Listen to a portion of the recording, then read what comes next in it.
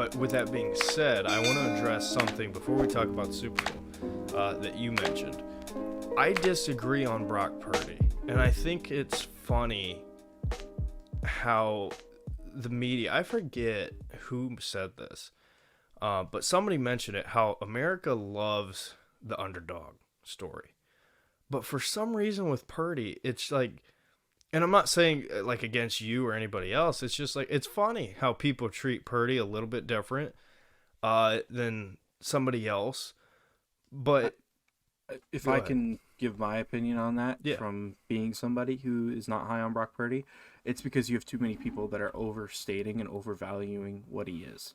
Yeah. People were saying he was the MVP of the league halfway through the year. And he's just not that. Like, listen, being the last overall pick in the draft, Mr. Irrelevant, to do what he's doing, I can acknowledge. Great player. Great. He's a good player, right? And it's a great situation. However, do you compare him to like Patrick Mahomes, Josh Allen, Lamar Jackson, Justin Herbert, do you put him up with those types of guys, right? The creme de creme of the league? No. Which, again, puts him in a category similar in my eyes to like a Kirk Cousins. Like, I think he's in that level of like Kirk Cousins, he's kind of the leader of that pack to an extent. I would say like what this year he's been like Matt Stafford, like guys who can make plays and can do some stuff, but they aren't the elites in the NFL.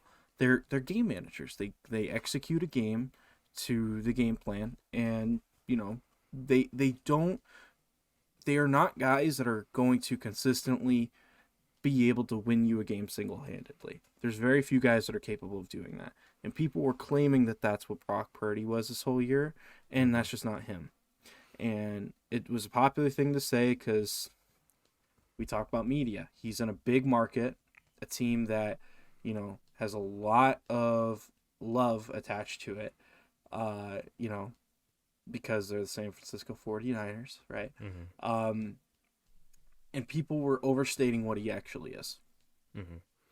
No, that's and I agree with that, certainly, to an extent. I do think and I think that's kind of, it sucks because it's either a player's the greatest ever and they're the best right now, or they're terrible. Like, that's what I hate about the media. And you saw that with like Jalen Hurts. People were like, oh, he's a top 3 quarterback. And then, he comes out this year and the Eagles didn't do what they wanted to do. And people are like, oh, Jalen Hurts is terrible. Like, no, two things can be true, right? A player can be really, really good, but also not top 3, right? But they're still really good. That's kind of where I'm at for me with Purdy. But I think it's gotten to the point where I think it's more so on the negative with Brock Purdy, where people are kind of writing him off and just completely discrediting him. And for me, listen, watching that game, right, you can blame the Lions, you can blame whoever.